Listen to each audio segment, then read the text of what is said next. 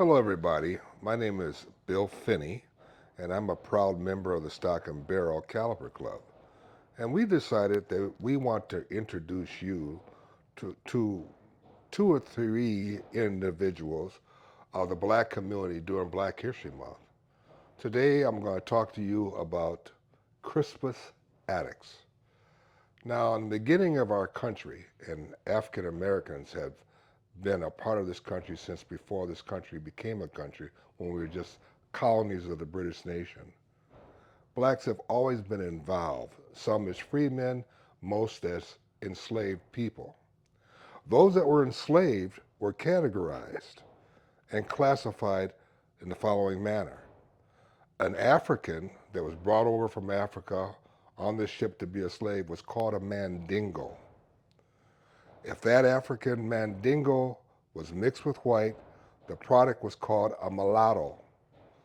The next generation mixture with white again was called a quadroon, then an octoon and a maroon.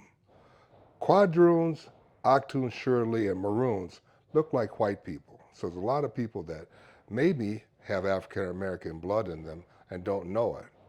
In the state of Louisiana, if you had 1/12 black blood in you, you were considered black.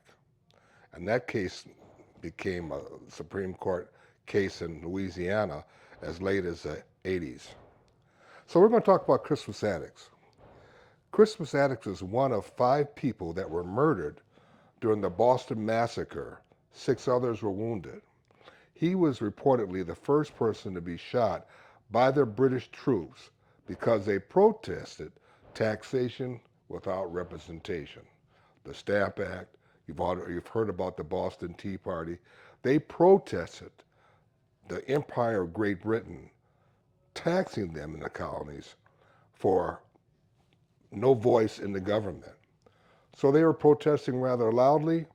It got heated, and British soldiers shot and killed the 5 of them, Crispus Attucks being the first one.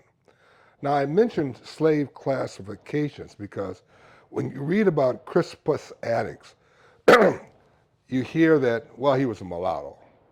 I don't know why they say that, except that with those terms talked about the amount of black blood you had in you, not about any else's blood, but the amount of black blood you had in you.